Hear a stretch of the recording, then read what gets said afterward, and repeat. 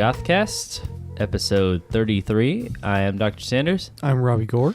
And today, as per actually requested many times by people, we're actually doing Christian Death Part 2. And this is going to be the beginning of the Valor Kand era. Yes. Where he is fronting the band. Mm-hmm. Yeah, so from here on out, you have Rozz leaves the band, and Valor Kand takes over on vocals. Valor Kand was previously in the band, just playing guitar. Yeah. This is the first group of albums where he sings lead vocals.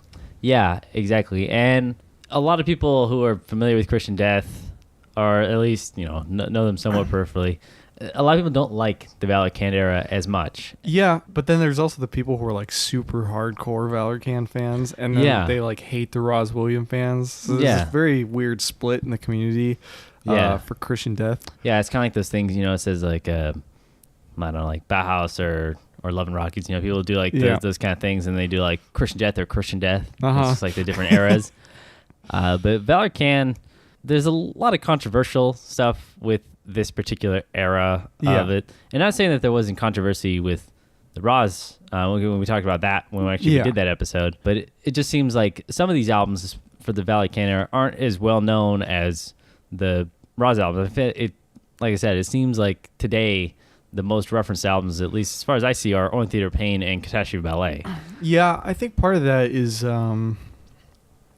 Rozz was a really iconic part of the band, and then for him to leave, I think a lot of people had a hard time accepting Valor Kand as the new singer. And on certain albums, I could understand why, but we're going to get into it. But I think there's a lot of good material there, and I actually think that he's a good fit for a replacement for Rozz Williams. Yeah, I know that some people out there are going to need some explanation on that. Because people just won't accept that just by you saying it. Yeah, but yeah, I think there actually is quite a few good songs and good albums actually with this era, and it is kind of weird that like people just only think of the Rozz Williams Christian Death when the Valor Kand era goes on for a lot longer. Yeah, of course there is a lot of different lineup changes. There a lot of different kind of publicity things done during there's this time. Not a lot of consistency in the Valor Kand era, I'll say that at least.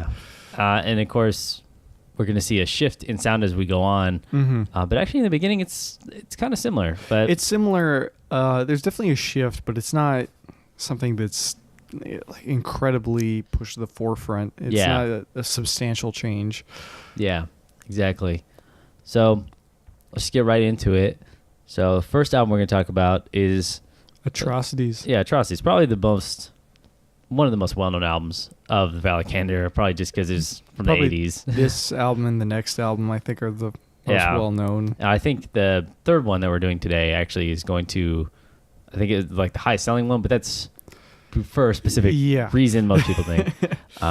We do know about the Wind-Kissed Pictures EP. Yeah. That is actually pretty good. I mean, a lot of people actually say that that's some of the better material for this time, for, the Valor Kand era.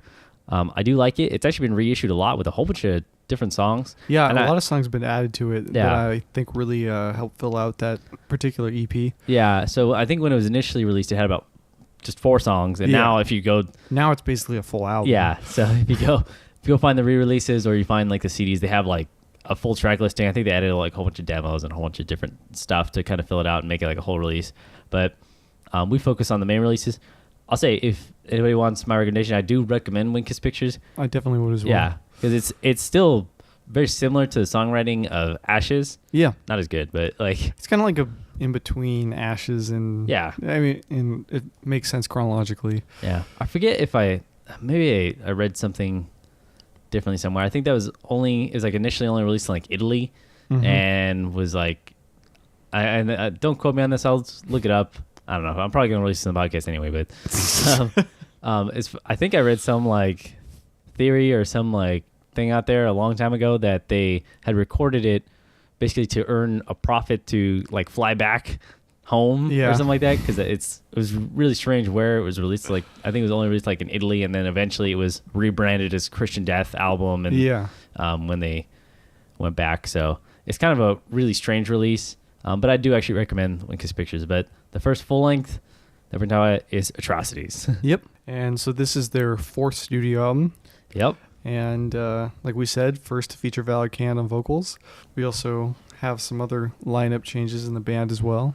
Notably for this album, we have Barry Galvin, who's playing on the album, and he is the other guitar player on the album. Yeah. And he's actually a big part of the reason why this album sounds the way it does. He is really well known for his arrangement skills, and he played a huge role in the way this album was arranged and the way the songs were written. Yeah. And so he was really a crucial part of the sound of this album.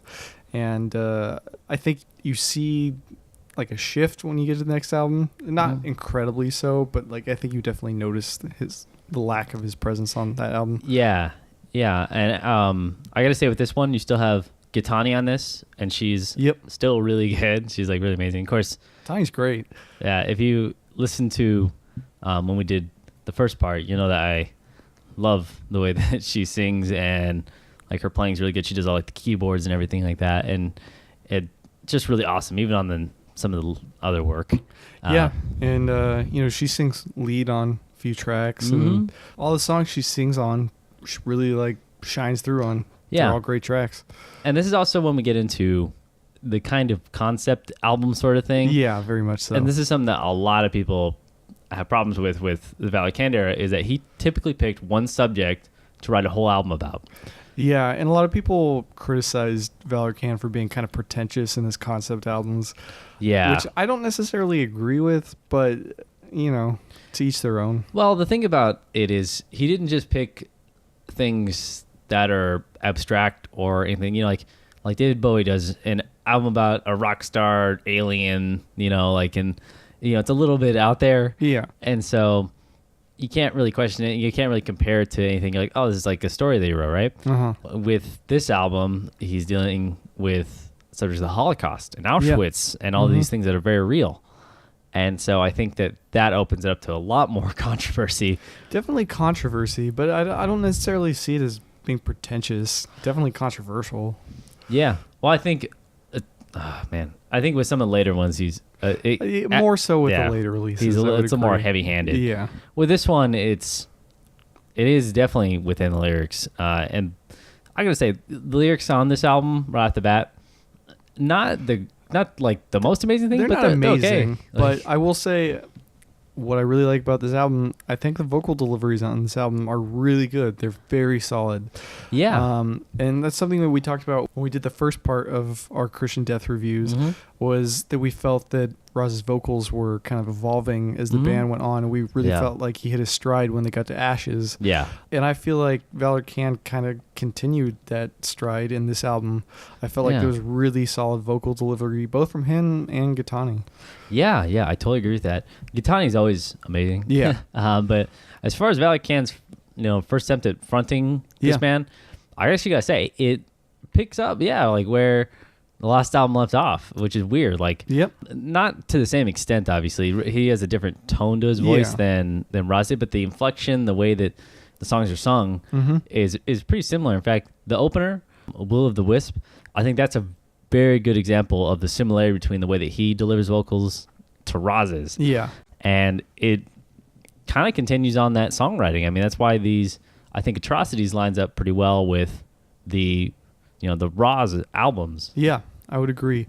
And another thing that I like about this album in particular is that I feel like the production on this album is really good. Yeah. I think that the guitars sound great, because I'm not the biggest fan of the early Christian Death guitar sound. Like, it's not that the guitar parts are bad themselves. I just not a big fan of the production. I don't like the super trebly guitars. Yeah. And here we have a more balanced mix, with the presence of mids and bass as well. And I feel like that really helps fill out their sound. Yeah, I totally agree with that. And it does remove some of that, like, more death rock sort of sound. Yeah, it does make it less edgy. Yeah. Not edgy in the sense that it's not... well, I would just say that it seems like it's less punk influenced. Yeah, it's a less abrasive guitar tone. Yeah. And there's nothing wrong with that. Yeah. In fact, I mean, I think we even talked about the episode. I'm a huge fan of guitar, like I always say. Yeah. And I like the sound of the guitar on this. It's not my favorite, even of the albums that we're reviewing today, but the fact that it has a really full sound Yeah. and like, you know, 2 guitars and then the bass and everything, like it works really well. In fact, but it is moving more towards like a more rock sound. Well, to me, even more towards a more kind of like gothy new wave sound a little bit, Yeah. at least in the instrumentation, because we see like a little bit of effects on the instruments. Like I think a couple of guitar parts have chorus on them. Yeah.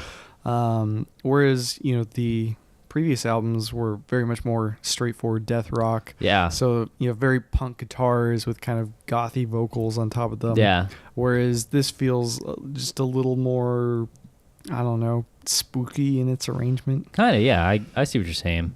It is strange that there is that sort of shift too. Yeah. Is because Ashes was like kind of like all over the place in terms of like, you know, trying different things. Yeah. This album tries some stuff, but it seems like It feels very consistent to me. yeah, exactly. And that's a good or bad thing, depending on what you think. I mean, if you really like Ashes, it's a change, you know, like every single song isn't like dramatically different like that album. And that's what I praise Ashes for. I thought that album was really good. Yeah.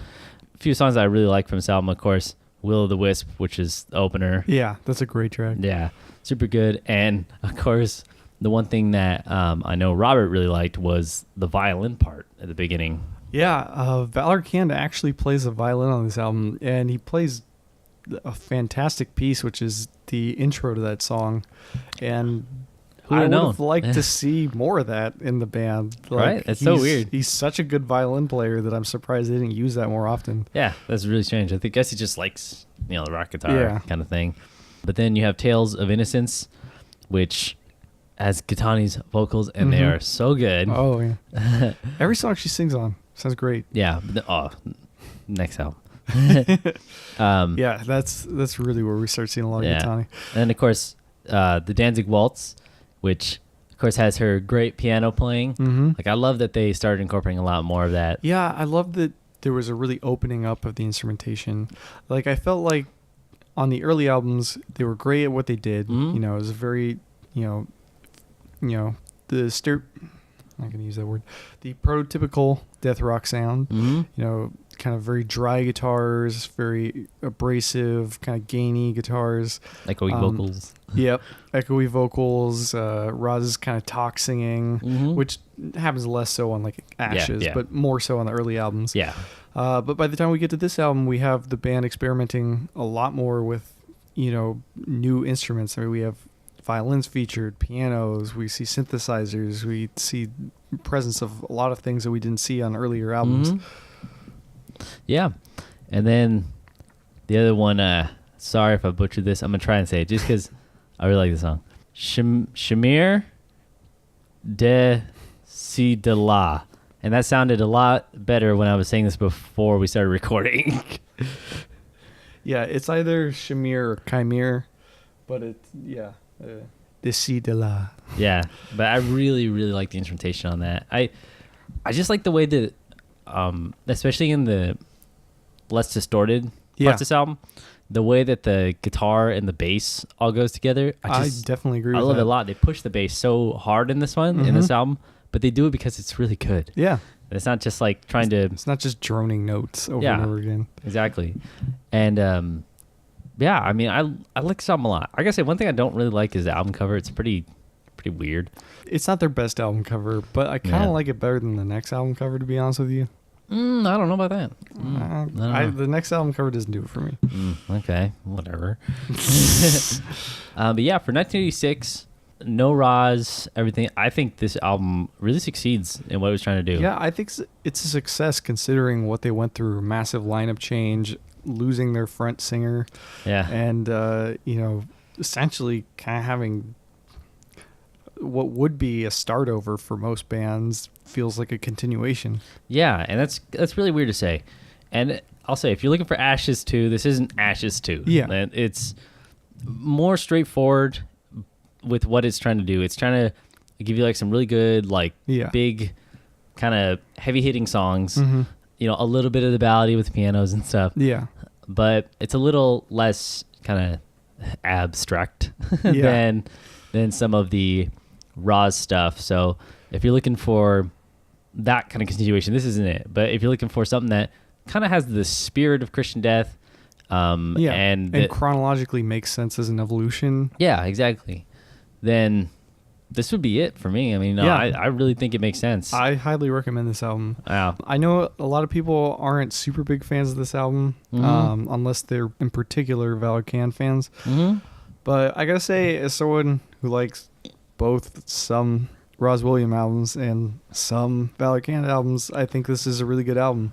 Yeah, that's a good way to put it, because we try to look at these albums objectively, you know, without the influence of what we like. And of course, when we did Sister Mercy, then, you know, and that's different. But, you know, we try to look at this without thinking about, you know, necessarily what like a group says, you know, like what fans might say, or what even, you know, try without our own influences, you know, see if this album's good. And I think this album's good. If you take away all those things where, like, you know, maybe if you don't like Valor Kand, maybe if you know, are a huge fan of the Rozz Williams era. I would say that if you even just like kind of forget that Valor Kand is on this album, that I think a lot of people wouldn't instantly notice that Rozz is not singing. I don't know. By the time they get to Ashes, Rozz's voice does not sound anything like it did on Only Theater of Pain. I don't know if I agree. I'll let the people decide on that one. But yeah, I really do recommend Atrocities. It's definitely different, but I feel like the fact that we can tell is aided by the idea that we know this is a Valor Kand album. It's true. So I'm going to let the people decide on that one. But I do really recommend this one. So check it out, Atrocities. Yeah. Okay, now we're on to recent interesting goth stuff. AKA Riggs. Yeah, and here's one that is probably more related or more interesting to me than it is to you. Janet Marie Waldo has died. She's, at least I know her best as the voice of Judy Jetson. Yep. That's probably what she's most famous for, at least because she played the role for like ever. Yeah. But then one of the reasons it's related to goth is because she actually voiced Morticia Addams. And that's why I'm more interested in this. Yeah. In the 1973 Addams Family cartoon, which actually I think is pretty cool. I mean, it's definitely one of those like Hanna-Barbera cartoons where the animation is limited, but it's kind of cool that there was, you know, this kind of thing so early on. So 1973, you know, it's pretty cool. Like, definitely. But they had, at this time, like, they had appeared on like Scooby-Doo and things like that, and basically had this one season. Sorry, it's supposed to be called season. Like, for most things, it's about 16 episodes, one season, which was pretty average for time. Like, the only cartoon back then that kind of got more was like Scooby-Doo. Yeah. And they rebooted it like every year. Yeah. But yeah, it's a real big bummer. I mean, yeah, unfortunately, she did go out in kind of a sad way, the brain tumor. But she was 96, so I mean, she got to live, you know, a lot longer than a lot of people. Yeah. I mean, but yeah, that's a really unfortunate thing. I do want to say I got to throw out some Jetsons trivia. I was waiting for an excuse to talk about. How you're so much more focused on the Jetsons than you are on the Addams Family. Well, I mean, I like the Addams Family cartoon, but Jetsons is, I grew up with the Jetsons, you know. And one thing I want to say is that when they were doing, because she's the original voice actor, and so when they were doing the movie, I think it's like 1990, you know, trying to introduce the Jetsons to a new generation, which didn't really work. Like, she basically, I think she recorded all her lines for the whole entire movie. Yep. And then they replaced her with the pop singer Tiffany. Mm-hmm. Everyone was really angry about that. Like, all the like people who are fans of the Jetsons. Yeah. But of course, Tiffany's gonna be in it. They were trying to get marketing. They had a song and everything. Yeah. For the movie, which is really 80s. Go look it up. But yeah, so that's pretty goth. Yeah, I think that's super goth. Actually, the casting director said, like, she thought it was a big mistake and all that stuff. But yeah, it was, yeah.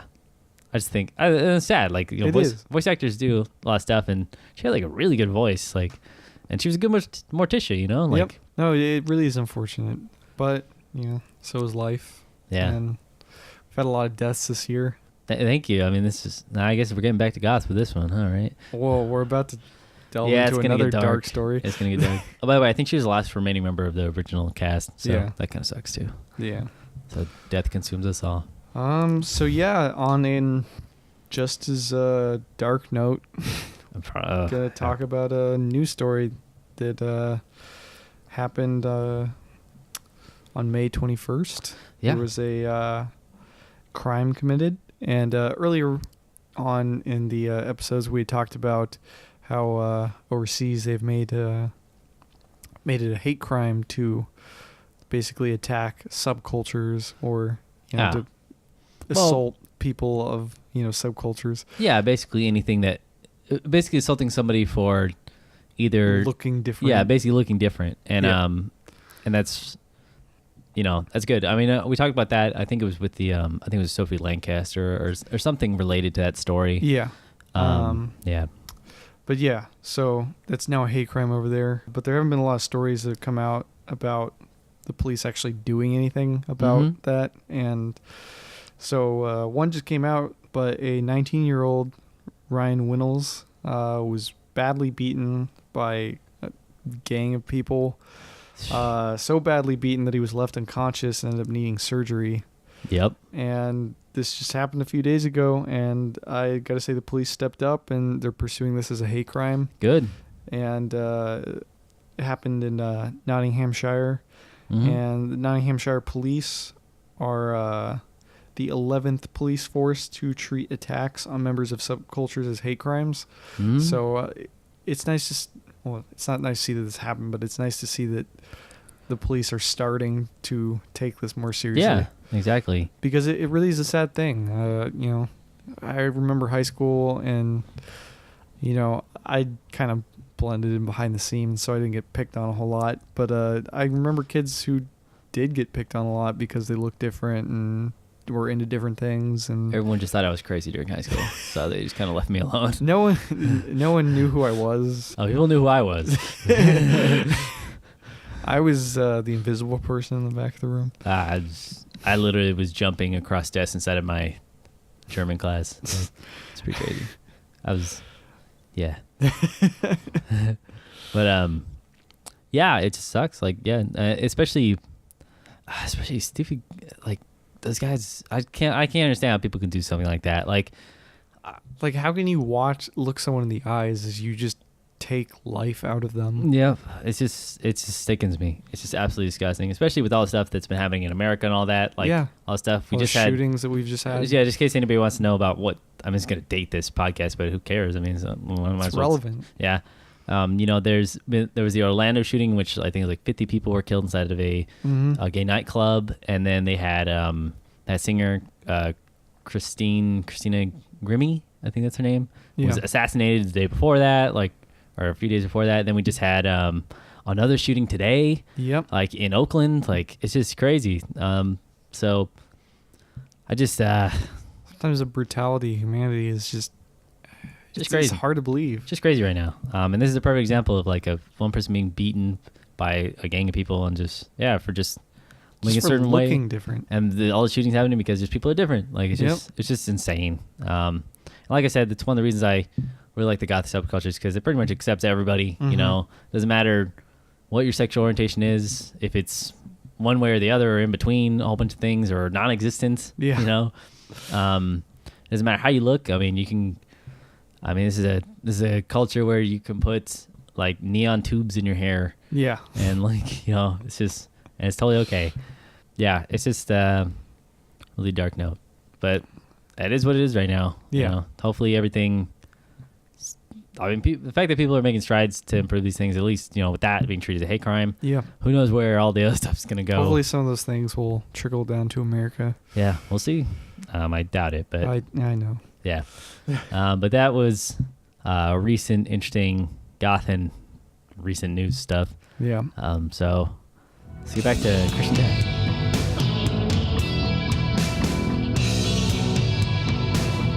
Okay, now we're on to the scriptures. Yeah, so this is the 5th studio album. Yeah, and I'll say right off the bat, I love this album. It's a really good album. For me, I don't know which album I like more. I like both these albums a lot.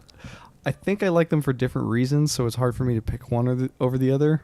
But this one is definitely a great album. Yeah, I actually like this better than Atrocities. I'll just say, just right off the bat, it has a lot of the stuff I like, and anybody who's listened to the million hours of us talking about these albums, they'll know that, like, one, I like guitar. I like it to be kind of catchy. Like, I like a lot of riffs, like everything. I like big drums.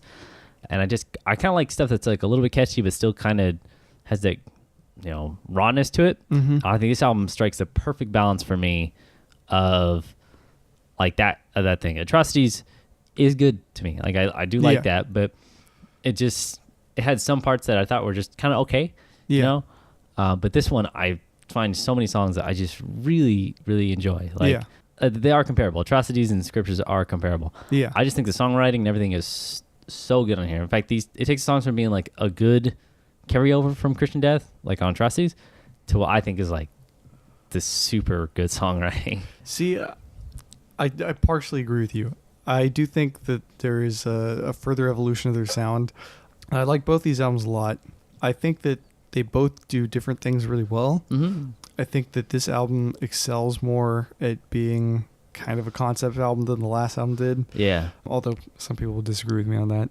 I do also think that, again, the instrumentation and production steps up a bit. I will say I think that the songwriting's a little different, and I don't think that it's necessarily better, but I like them for different reasons. Yeah. The last album feels more kind of like a tribute to old Christian Death, and not like a full tribute, but an ode to at least. Yeah. And this album feels more like its own thing, which I really respect. One of the things, if people want to know what this album is about, because like I said, they kind of moved to more concept albums. Yeah, this one's a kind of comparative essay on religions. Yeah, basically what Valor Kand thinks of like world religions or everything like that. So if that's what you're into, then you can look up all lyrics. But right off the bat, we see soundscapes. I mean, I don't even say it. Like the intro track, Prelude, is essentially like a sermon. Yeah, it's a sermon that's kind of been added echo to, and they've kind of tried to soundscape it. Exactly. But you also have songs like Alpha Sunsets, Spilt Blood, which is just like, kind of noisy sort of things. Those songs don't bother me on this album. For me, at least, they remind me a little bit of Typo Negative's kind of soundscapey stuff, and that they don't clash with the album. And so I'm not bothered by it at all. Like, it just feels like a nice little transition to the next song. Yeah. Like the first real song on this album, it has a whole bunch of different titles. So it goes by Song of Songs, but I most often see it is titled Sick of Love, which makes more sense with what they're actually singing. Yeah.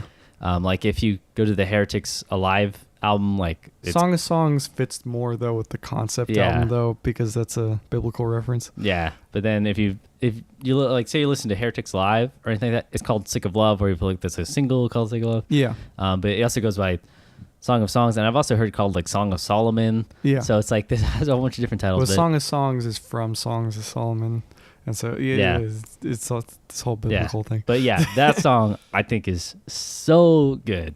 I mean, I love that song. It's probably one of my favorite Valor Kand era songs. It's a really good song. And then right off the bat, I have to say, Four Horsemen is amazing on this album. So good. I just love the way that the guitar, bass, and drums all work together. Yep. And the keyboards and piano are less implemented with the kind of heavier songs. Yeah. It's kind of like the piano pieces are sort of piano pieces. Yeah. They're kind of like the songs with more piano in them are kind of dedicated to that. Yeah. But the short, simple, well, I mean, short for their standards, like 5 minutes. Songs like Sick of Love, Song of Songs, and Four Horsemen are just really good. Like, I just love them. Yep. But then you have songs that get to show off the piano and Gitani a lot. Yep. And one of the best things that I think she's ever done, like, when we did Ashes, I was like doing Lament. Yeah. Like I love that song. So kind of in that spiritual successor of that, in the same kind of vein, has her showing off her vocals and everything, is Golden Age. Yeah, Golden Age is a great song. It's so good. And it's really an epic. Like it's I don't like calling it a ballad because I don't feel like it does justice to what it really is. Like I feel like the song deserves to be called an epic. Like it's a transcendence of the music within herself. Yes, something like that. No, but it's just this wonderful building ballad that just kind of creates textures upon textures until you are filled with this song that's just like huge sound. Yeah, this wall of and mostly sound. Vocals too. Yeah, like that's what's crazy about it. It's just powerful because it's using the voice as an instrument. I was blown away the first time I heard it. Yeah. It's like, and it still like leaves me like, wow, every time I hear it. But then you have some kind of stranger ones. Probably my least favorite songs on the album are Omega Dawn and Raw War.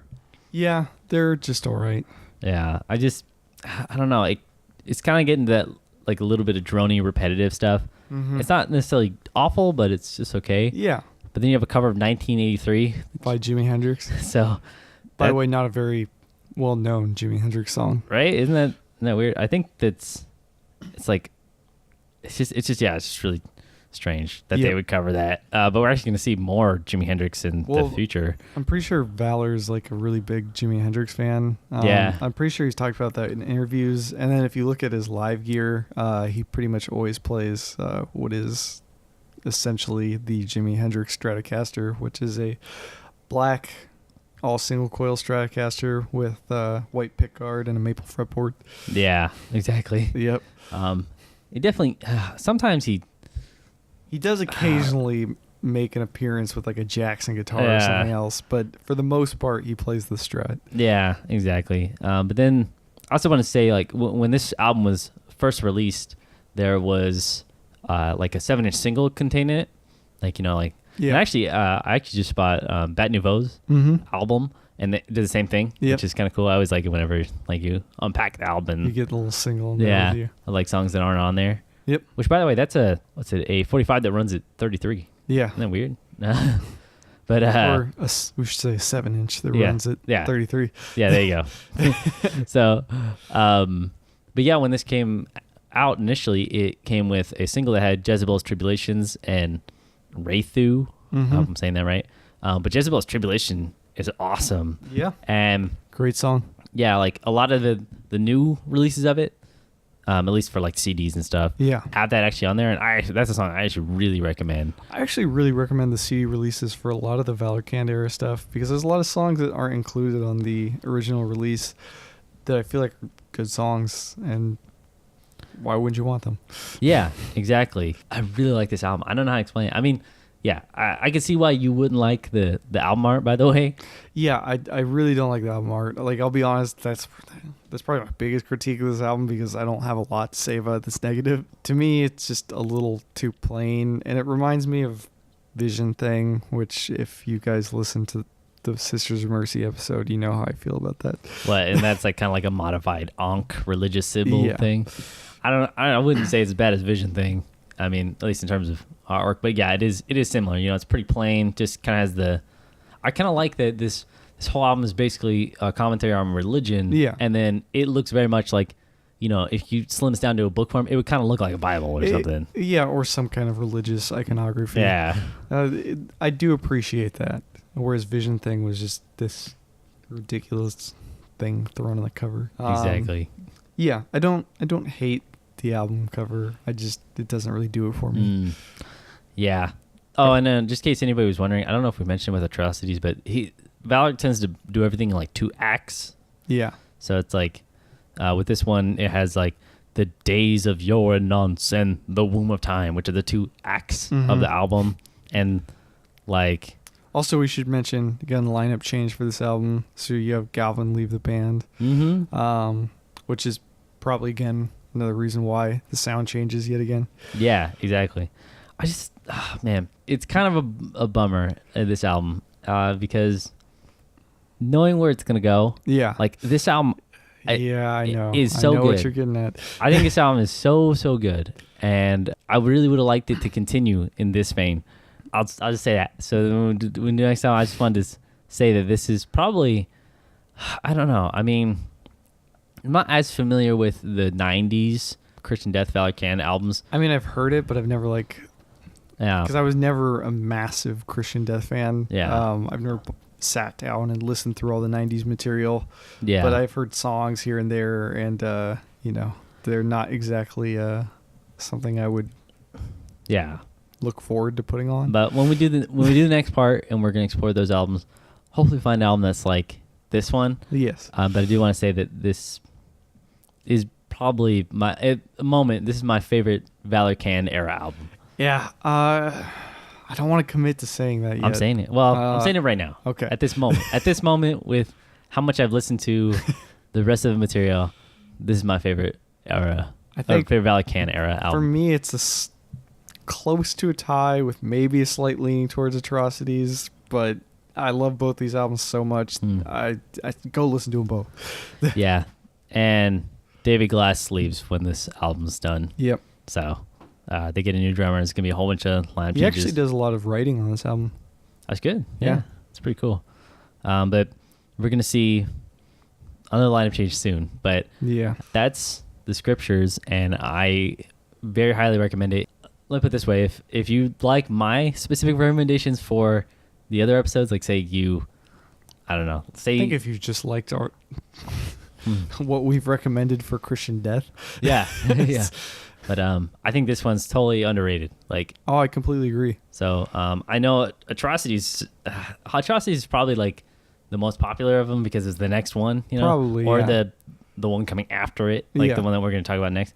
I feel like Scriptures, like while some of the songs are pretty popular, I think that man, this album's really good. So I really highly recommend people go and take a listen to it, and make up your own mind. But I think it's amazing. Yeah, So- I think that I think people should keep an open mind about Valor Kand and give this album and the last album a chance. Yep. All right. That's the Scriptures. Okay. And here's where we're getting into a controversy, Yeah. right? So this is the next studio album by Christian Death, which is Sex and Drugs and Jesus Christ. I mean, they could have used a comma there. Yeah. I'm not going to lie. That's my first problem with the album, right? Yeah, Not proper grammar, exactly. we got a run-on sentence right there. right? Sex and drugs. It's be sex, comma, drugs, and Jesus Christ. Well, actually, if you want to go old school, there should also be a comma after drugs. Oxford comma, we don't need it. But yeah, this is the next album for Christian Death. And Yeah, unfortunately, I have to say this album's kind of disappointing in that it's not a complete, waste. There are some good songs on here. We'll get to that. But I think the larger part of this album is not nearly as strong as any of the material we've seen from Christian Death. yeah, that's kind of the problem is I think Scriptures as a whole album, pretty Yeah. close to the whole album, while like Rob Ward stuff I don't like particularly. Mhm. I think overall the album is really good. Yeah. With Sex and Drugs and Jesus Christ, it's got It's got way more moments misses. of like Yeah. greatness, but then the rest of it's just like, okay. Yeah. And if anybody's wondering what the controversy is for this album, if you somehow are not aware of it, just by the title, Sex and Drugs and Jesus Christ, the cover has Jesus shooting up heroin. Yeah. He's like tying off and Al Jurgensen and Jesus got together and they Yeah, is that decided it? to have a party. yeah, so there's a huge controversy to it, and there was a alternate cover released. It kind of has like a sort of like golden like icon kind of thing. Yeah. Well, it's funny because the cover had such an impact that it actually caused them to have to cancel shows. Wow. Yeah. That's crazy. Yep. But yeah, it also helped them sell a lot of albums because it was controversial. But yeah, if you find the other one, because if you find this album with it's like a blue and yellow cover, it has like Yeah. it's like a Buddha icon kind of thing. I don't know, I'm Mhm. probably butchering it. I haven't seen the censored cover in a while, but it has like a statue on it, so it's like blue and yellow. But Yeah. the original cover goes for a lot of money. Yes, and is highly desired. And that's actually kind of where people speculate why this album might be so popular is the controversy surrounding cover. Yeah, Because the album itself, if I think we're being objective, is not as good as the last two albums. I don't think it's as good as the last two albums, and that's unfortunate. Like, Yeah. I was really hoping for another of the Scriptures, but I wanted to be like, yeah, what are people talking about? Valor Kand is great. yeah, right. But this album's just okay to me. But the songs that are good are really good. Yep. But you have a lot of misses for me. So this is Heresy, which is one of the more popular songs. Tragedy, Third Antichrist. Like, the songs are okay. I'm gonna be honest with you. Like Valor Kand songs where he sings lead vocals on this album, as opposed to Gitani, I don't feel like are nearly as strong as the Gitani vocals. I agree. I was just gonna name the songs, and the people had to figure that out. But yeah, you're right. I like basically the songs on this album that have Gitani singing. Jesus, Where's the Sugar? Which, by the way, it's what a weird title. Jesus, Where's the Sugar? Yeah, that's actually one of my favorites on the album. Yeah. It's a very, very campy kind of song. Has like surf rock influences and is almost kind of reminiscent of like something 45 Grave would do. I think it sounds a lot like what some 45 Grave would do. Her vocals are really good to like embrace. I mean, it's basically a 45 Grave song as interpreted by Christian Death. Yeah. Like that's what I think Jesus, Where's the Sugar sounds like. Kind of sounds like a Surf Bats kind of thing. Kind of, yeah. It's really interesting.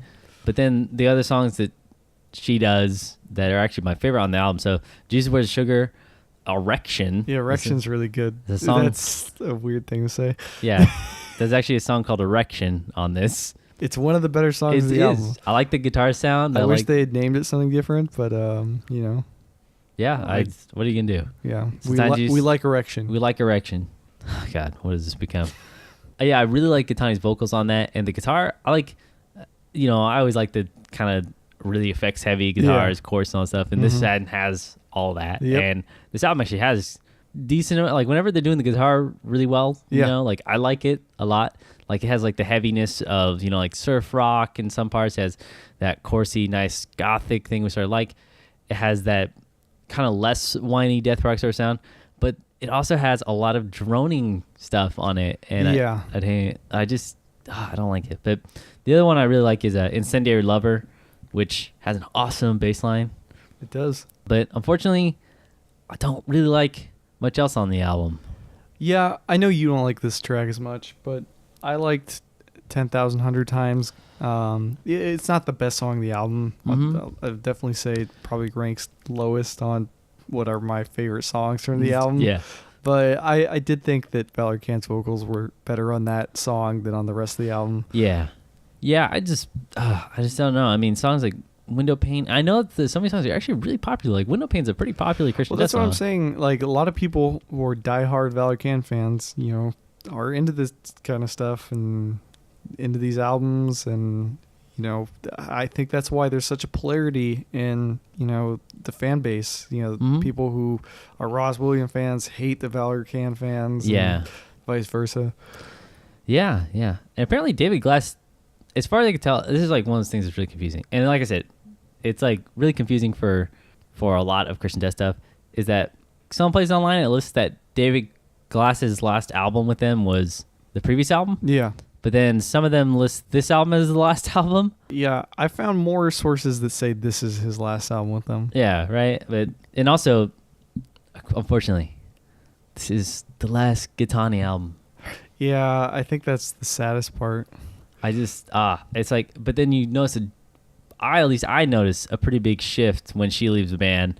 But I'm not hating on Valor because we obviously saw 2 albums that we really loved from, with him singing lead vocals. Mm-hmm. But I gotta say, I always wanted a version of Christian Death where Gitani was the lead singer. Well, I mean, we're gonna see somebody come in and fill that spot over time. I know. But it's not the same. Yeah, I know. But yeah, this album received a lot of like negativity. People just basically bashed it without even listening to it. Just because of the cover. And you understand this is the 80s. This is 88. This is not. It's not today. I mean, nobody would bat an eye. Well, it's funny. People associate the 80s with a lot of sex, drugs, and rock and roll because of hair metal and stuff. But the 80s were actually a pretty conservative time for America. Yeah. And that's reflected by a lot of like album reviews, and notably one of them was well, first of all, the album art was censored in NME magazine and Melody Maker magazine. Ooh, outside of America doesn't like it either. Yeah, and NME gave it a rating of 1 out of 10 simply for the album art, saying, "May the good Lord strike them down." Yeah, that's not like any sort of bias towards anything. But I think when you look at the music as a whole, it's not the worst album. It's not. And so I won't tell people, avoid this album like the plague or anything. Like, yeah. It just it's a little disappointing to come from two solid albums to go to this. Like, I totally agree. I completely agree with that because Crucius is so amazing. Like if the Valor Kand songs on this album sounded like the Valor Kand songs on the last two albums, and we had the Gitani songs that are on these albums just mixed together, I feel like it would be a great album, perfect album. Yeah, exactly. But that's not how it is. Yeah. So I guess keep an eye out for an album with Jesus shooting heroin. Yeah. And I mean, to me, it's just disappointing. So yeah, I would agree, and I don't like saying it, but yeah. So that's Sex and Drugs and Jesus Christ. No commas. Yeah. Okay, now we're on to basically like a double album. Sort of. Okay, so it's like a double album in the sense that it's part 1 and part 2 of a release, but they are not packaged together, and they are technically separate albums, but for the sake of the show, we're calling it a double album. Yeah, because, I mean, you really can't talk about one without talking about the other. Yeah. I mean, you could, but... It would be stupid. Yeah. But this is a very weird time for Christian death, right? Yeah. So we don't have Gitani's Gitani left, which is... It's just sad. Yeah, and so I noticed a real big shift in... The Glass is gone, Gitani's gone, and Glass was a huge songwriter for them. Gitani was a big contributor to vocals. Yeah. So we really have a lineup change that is drastic for this band. Yeah, exactly. And I think without the stability of like a real lineup, I don't think Valor Kand really knew what to do with this album. yeah, I mean, you got to keep in mind, this is basically a lot of material coming out 1 year after Sex and Drugs and Jesus Christ, right? So 2 albums worth of material, both in 1989. Yeah, by the way, I think it's definitely been condensed to one album. I think so too. Of course, we still have the same thing where it's like acts, like, even in the albums, like, one side, like, say, and by the way, these albums are, so it's All the Love, All the Hate. Yes, part 1. Part 1, All the Love, and then part 2 is All the Hate. So yes. it's the 2 albums are All the Love and then All the Hate. Yes. Just in case that makes sense. So 2 separate. Although I have pieces. seen it listed as All the Love, All the Hate part 1 and All the Love, All the Hate part 2. I've seen it listed both ways. Okay, so let's say for sake of argument, part 1 is All Love, part 2 is All the Hate. Which makes more sense with the terms of like it does. The way the music sounds. It's just very confusing when you're looking for sources. Yeah. So you have a lot of songs. Yeah. You have about 19 songs. And it's just really weird. And I want to talk about obviously the first album. So All the Love, right? Yeah. Which is if you're looking at the album cover, it's the white one with the heart and everything. Mm-hmm. It's the better of the 2. I'm going to say right off the bat of these albums. It does a whole bunch of different stuff. It's all over the place in terms of production. Like, the production is way less solid. Yeah, it's kind of spotty. I'm not going to lie. Yeah, I mean, with the last album, you had that too. Like, I don't think Sex and Drugs and Jesus Christ was mixed as well as the Scriptures or Atrocities. Mm-hmm. But this one, you start to get really noticeable. Like, with these 2 albums, especially, like, you have guitar that's maybe too quiet, and certain keyboard parts are too loud, and drums that are way too quiet or extremely loud, or vocals that are like basically going backwards in terms of mixing. It's really strange. And then right off the bat, I'll say, because all the songs on this album are written by Valor Kand, whereas the previous albums, it was more of a collaboration between band members. Glass would contribute, Gitani would contribute. Yeah. But specifically noted in the liner notes for this that Valor Kand wrote all the songs. He had some help, but he was involved in writing all of them. Everything I read says that he specifically wrote all the material for this album. I'm going to say that he had some help. I also wanted to say that, just in case anybody's wondering, I don't think we talked about it with the last album, but Gitani had left. Yeah, that was her last album, but she actually left after the singles of Zero Sex was released, which is probably one of the more popular songs for them. Mm-hmm. But they also had, throughout that time, the singles Church of No Return, which I'm sure most people are familiar with. Yeah. That seems to be one of their definitely more popular songs. But that was Gitani's basically last thing she was on. Yeah. I just want to mention those singles because I know that they are really popular. Mm-hmm. But you have the... Oh, you know what? I take that back. No, you're right. All right. There's more than... Not everything was written by Valor Kand. Woohoo. I was right. Yeah. No, you did have a help on 3 songs. Ooh. At least for this part of the album.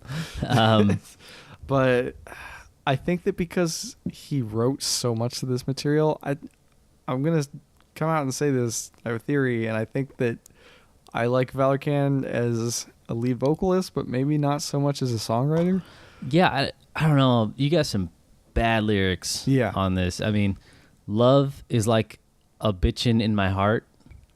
That is a song on this. Yeah. Good piano, but man, that is really bad. But it's one of the better songs in the album. Apparently someone else wrote it for him, so I don't know what that's about, but I don't know if it's a cover or not, but it's a really, really weird song. Like I don't know if it's a cover or not, but I don't think it's a cover. I'm not particularly familiar with Eddie Holland's material. Well, I've never heard of a song called Love is Like a Bitch in My... Well, either way, why is he singing a song Love is Like a Bitch in My Heart? I mean, it's weird. But yeah, you have another cover of Jimi Hendrix, the song Angel, which is the best song on this album. I really liked Live Love Together. It's a really weird song. Yeah.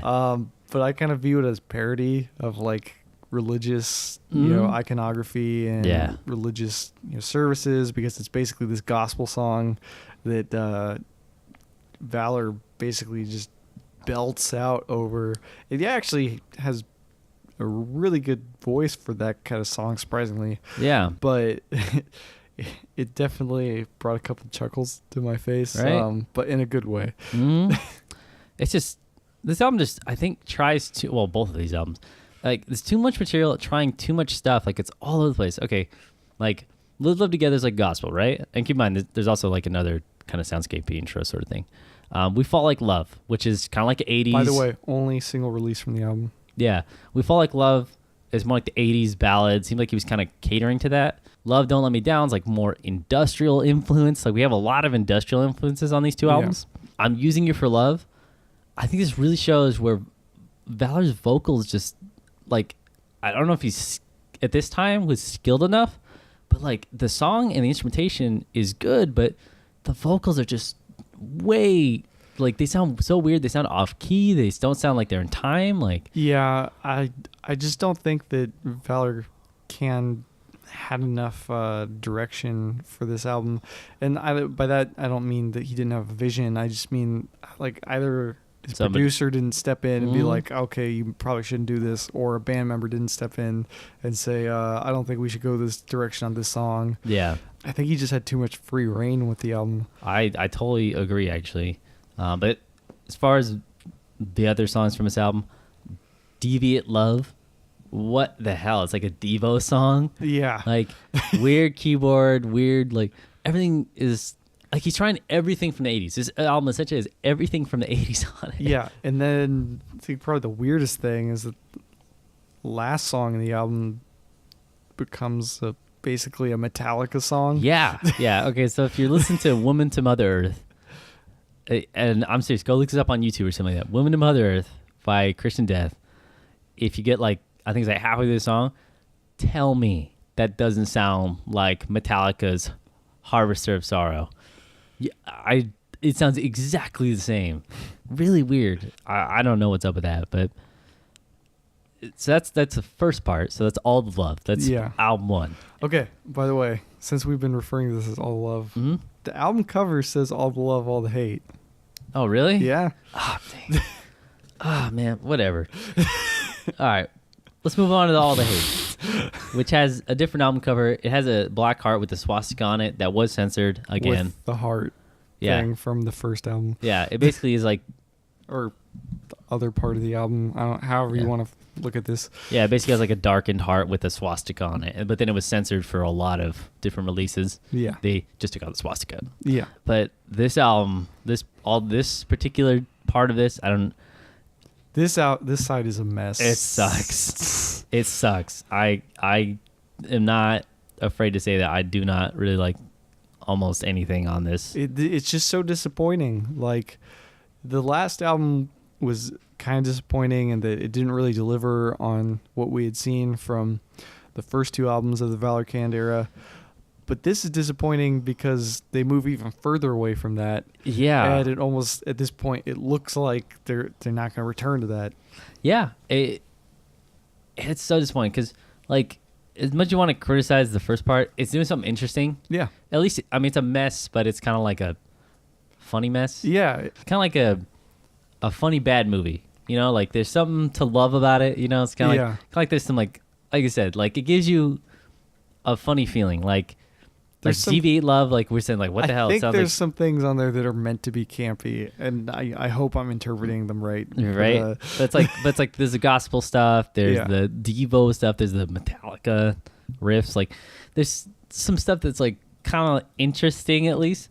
I don't find like anything on All the Hate interesting at all. And I mean, the last three songs are unbearable to me. Yeah, they're like all industrial.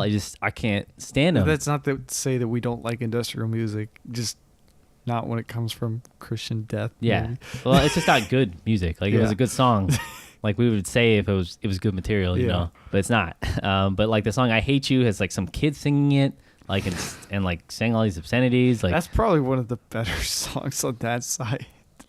I'm not saying it's a good song. Yeah, but then Children of the Volley, which is probably my favorite song on the album, has a good, interesting keyboard part. I mean, I like the keyboard part, but it has weird vocals and this is one of the songs where I'm talking about like, it seems like the guitar isn't even mixed correctly. No, nothing on this album feels like it's mixed correctly. Yeah, like, I'm just gonna come out and say that the mixing and production for these album, whatever, however you want to refer to it. Second part of a series of albums. Yeah. Horrible mixing. Really bad. I think Children of the Volley is a good example in that the guitar is like, you should all this wicked soloing, like all this, like in the background, it just is really pushed to the back, like while the keyboard part is still really loud. Like, it doesn't make any sense. Like, I don't know what happened with this album, but I think this is where Christian death starts to slide. Yeah, and this is kind of the last thing that we're going to cover for this episode, and it sucks to go out on a bad note like that. It does, because this album starts really good. Atrocities, the Scriptures, I totally recommend them. Yep. Sex and Drugs and Jesus Christ, listen to the songs that I recommended. Yeah. The Katani stuff. Yeah, listen to anything from Katani on this that album. These albums, it's really hard to recommend. I don't know if anybody will... somebody might find something they like about it, but... I'm sure there's somebody who's a fan of this album. Yeah, but both of these, especially All the Hate, I would say just these skip. Albums. Yeah, this series of albums. But yeah, it's 1989, so we would see an ushering into the 90s with the next albums. But as far as Christian death of the 80s and our first part of Valor Kand era, I think that is all I really want to say, because I don't want to say a whole bunch of bad things about it. No, I would like to kind of briefly just revisit those first two albums and just reiterate that there's good material from Valor Kand, that Atrocities and Scriptures are both amazing albums. Yeah. Amazing albums. Amazing. Like, amazing. Definitely worth your time. Yeah. But unfortunately, I think we ended with the worst. Like, I think it just get progressively... It's weird. Like, I think Atrocities is good, and then Scripture's like the best. And then Sex, Drugs, and Jesus Christ is like, okay. But then, like, these are just bad. I hate to say that. It's just really weird. Go make up your mind about this. But yeah, that's concludes part 2 of Christian Death. Mm-hmm. And yeah, we're gonna be doing the next album. We will do the 90s material. And like I said, we're less familiar with their 90s material. It'll be a new experience for me to really actually delve into the 90s Christian Death material. Yeah, so probably be a few episodes before we do it, because we gotta listen to all the albums and then kind of make up our minds about it. Yeah. We're not really familiar with... I mean, we're familiar with like most of the stuff that we do to some extent, but I'm not really... We're kind of going in blind to the next few albums. Yeah, I'm not like the world's biggest Christian Death fan, so like... I'm telling. Oh no. There's Christian death material that I like, and we've talked about the stuff that I have liked. But yeah, I'm not like a fanboy of Christian death. So, I like Christian death a lot. I did not ever really bother to listen to the 90s material. I'm telling everybody, you're gonna be in so much trouble. But actually, it's gonna be even more interesting because then we're gonna have. It's gonna be even weirder because we're gonna have the Christian death with Rozz Williams. Yeah, like that's gonna be a whole thing where Christian. It's hard to explain, but like eventually Christian, like Rozz Williams started this thing that's like Christian death with Rozz Williams, and that has like its own set of albums. Yeah, so it's really really complicated. Things get complicated. Yeah, but this is where it's still simple. And then there's the Eva O fronting. The Only Theater of Pain. Yeah. Yeah. Okay. Well, that's actually pretty good. Yeah, we'll get to all that. But as far as this, I recommend the first two albums, and the last stuff is not recommended. But this has been episode. I recommend the Gitani songs on the third album. Yeah, Gitani songs. But yeah, this has been episode 33 of GothCast. I'm Dr. Sanders. I'm Robbie Gore. And GothCast is brought to you in part by The Belfry. Yes, The Belfry is a network of podcasts, YouTube channels, and blogs. Whether you're a veteran of the Gothic community or someone new, there's going to be plenty of stuff to find on there, content-wise. And so it's definitely something worth checking out, and we're definitely supporters of it. And they're supporters of us. Yep. So you can find all of that at www.thebelfry, that's TheBelfry.RIP. Isn't that a beautiful URL? This is just beautiful. And then as far as all of our other social media and ways to get a hold of us, I'm going to let Robbie Gore handle that. Yeah, we got GothCast, which is our Facebook. Mm-hmm. Again, just GothCast for our Instagram. Our YouTube channel is GothCast Space Video. Not the word space, in case someone thinks that when I say that. And we have our website, which is gothcastradio.com. Mm-hmm. No www. No. Because why would we do this? Because why would we do that? And then we have our Gmail account, which is gothcastradio@gmail.com. Mm-hmm. And we have a Tumblr account now, which I keep forgetting to bring up. Yeah. Yeah, so you can find that at gothcast.tumblr.com. Yeah. And, of course, you can reach us at any of these mediums. We're always happy to respond to fan requests or comments. In fact, like I said at the beginning, this was a fan request from actually a lot of people. Yeah. We got this requested a number of times. I think because a lot of people are less familiar with the Valor Kand era, and they want us to listen to the albums and tell them if they're good or not. Yeah, we've also gotten requests for continuation of Eva O material. Yeah, and then we, what's the other one? We got another one too. I'm forgetting what it was, but I know Cocteau Twins was one, but I feel like there's another one I'm forgetting. Oh, Depeche Mode. Yeah, Depeche Mode as well. Yeah, so we're getting to Depeche Mode. Yeah, we're getting to Depeche Mode. It's a little bit of they're on the schedule. It's a little bit of an interesting one. But yeah, so I hope you've enjoyed this and stay spooky. Yep.